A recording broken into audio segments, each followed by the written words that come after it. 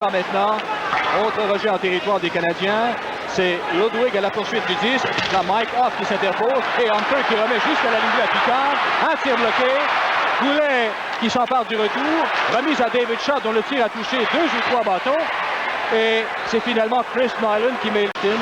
Relais intercepté par Claude Lemieux qui se défait de la rondelle en l'envoyant en territoire des Nordiques. Pendant que Randy Moller reprend. Sa passe a été coupée. Nassau est seul. Oh, un bel arrêt de Malarchuk. Le plus bel arrêt du match. Et ensuite, c'est Ashton qui va déclencher dans zone adverse. Intervention de Patrick Roy qui remet à Svoboda. Il est immédiatement plaqué. Et là, une passe devant. C'est intercepté par Robinson qui se lance en attaque. De Robinson à Mike McPhee. À Robinson encore. Un tir frappé. Un superbe arrêt de Clint Malarchuk. Beau lancer bien dirigé de la part de Robinson. Qui est là avec une passe à David Mealy, mais ennuyé qu'il est par Randy Moller. Le disque abandonné, récupéré par Alain Côté.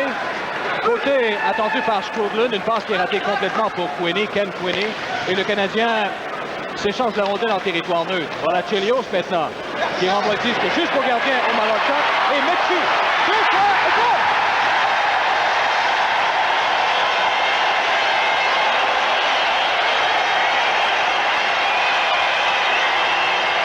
Alors voilà, Mike McPhee qui profite d'un moment d'inattention, se fait lancer de loin de Chris Chelios. La sortie de Malarchuk. Et là, il échappe la rondelle devant lui. On met du temps à réagir chez les Nordiques, mais pas McPhee qui bondit sur la rondelle. Un premier lancé, l'arrêt de Malarchuk et le deuxième est dans le but. Voilà ce premier but qu'on disait si important. Il est marqué, il appartient aux Canadiens. Maintenant, restera à voir ce qui se passera d'ici la fin du match. Mike McPhee, son 6e de la saison. À 1 seconde. Ça me rappelait les anciens lancers dangereux de Jean-Claude Tremblay. C'est Bobby Smith où il abandonne le disque à côté. Son tir a cependant raté la cible à la droite de Patrick Roy. Paul Gillis à la poursuite du disque. J'aimerais beaucoup te répondre, mais encore là, placé juste ici à côté, je ne suis pas en mesure de le faire. André? Robinson a remis à Bobby Smith. Il y a un joueur des Nordiques qui a été blessé là.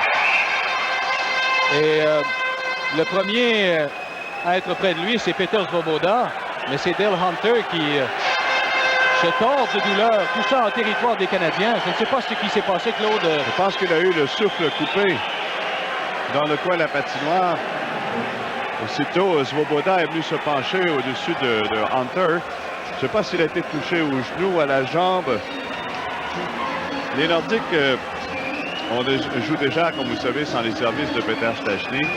Hunter, qui est en quelque sorte l'homme de fer des Nordiques, il a presque les seuls matchs qu'il a ratés, c'est à la suite de suspension. Et il est définitivement blessé à la jambe. On sait que Gord Donnelly a subi une fracture de la jambe. Voilà à la reprise. Et là, c'est la jambe de Hunter qui reste coincée le long de... Oh, vous avez vu, c'est sa cheville. Sa cheville en tombant, c'est la cheville gauche. La cheville complètement tordue au moment où il... S'il ne s'agit pas d'une fracture, c'est sûrement une luxation très, très sérieuse. Oui, parce que revoyons le jeu. La mise en échec à l'endroit de Svoboda. Et en tombant, regardez sa cheville gauche qui reste coincée dans la glace. Et là, aussitôt, on voit Hunter grimacer de douleur. Alors, c'est une lourde perte pour les Nordiques. Hunter qui était au centre du principal trio de l'équipe. Au sujet de la blessure de Dale Hunter, on vous les communiquera aussitôt. Paul Gillis, en zone adverse, il a remis à Mark Campbell. Campbell est attendu par Ludwig. Et là, c'est autre remise de côté. Qui goal!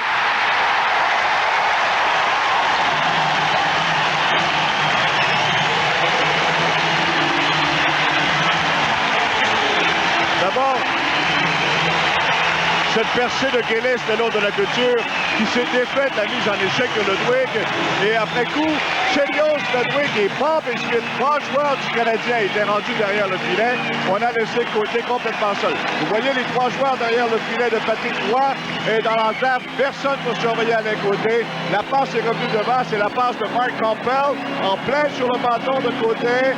Et le mieux est arrivé trop tard. Gillis, encore une fois, qui 2 fois s'est défait de Greg Ludwig. défense par Chris Nyland. Une contre-attaque menée par Corson. Remise à Carbonneau. Passe arrière à Nyland. Et un tir frappé, c'est passé de justesse à la droite de Malarchuk. Et de l'autre côté, c'est Goulet. Précédé par un rival Gingras. Et ensuite, le but! Anton!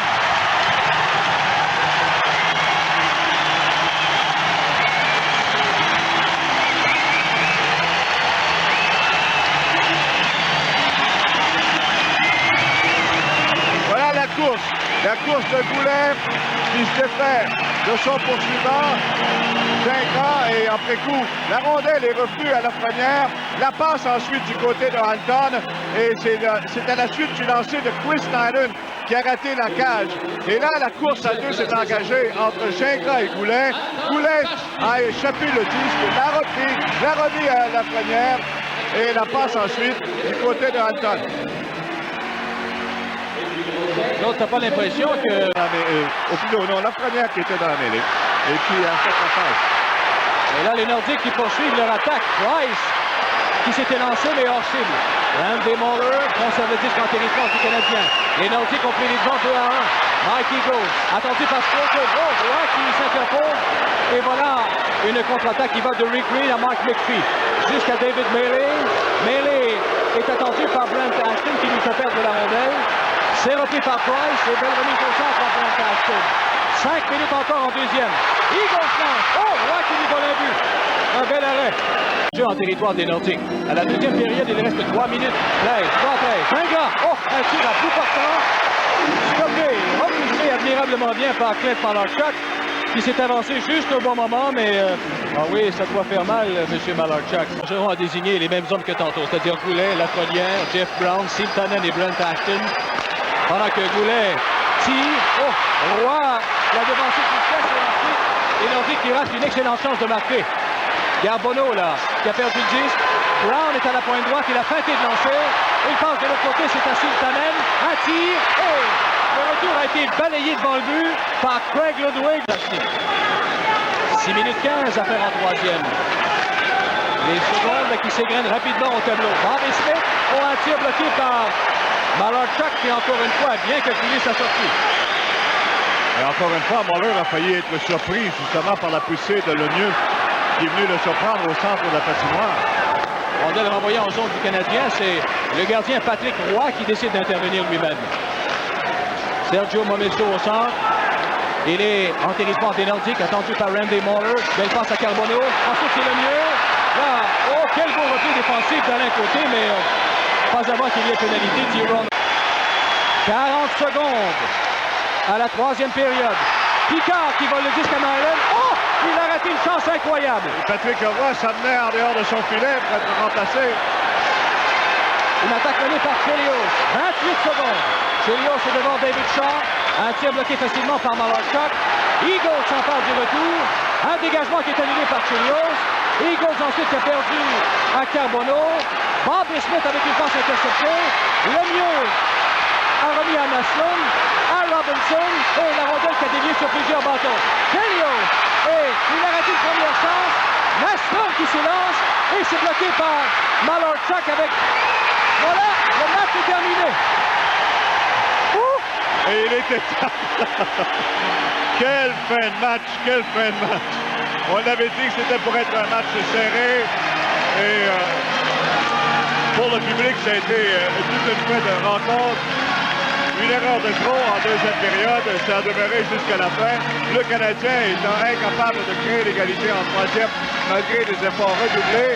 Et si on regarde du côté des lancers, en troisième période, 8 lancés au but pour le Canadien, au total 23, et par les Nordiques 3 seulement, pour un total de 17, 8 contre 3. Les Nordiques se contentant de se défendre, mais comme vous pouvez le remarquer par le nombre de lancés au but, les occasions ont été plutôt rares. Les deux gardiens, en particulier Clint Malarchuk, a été un point tournant dans le match.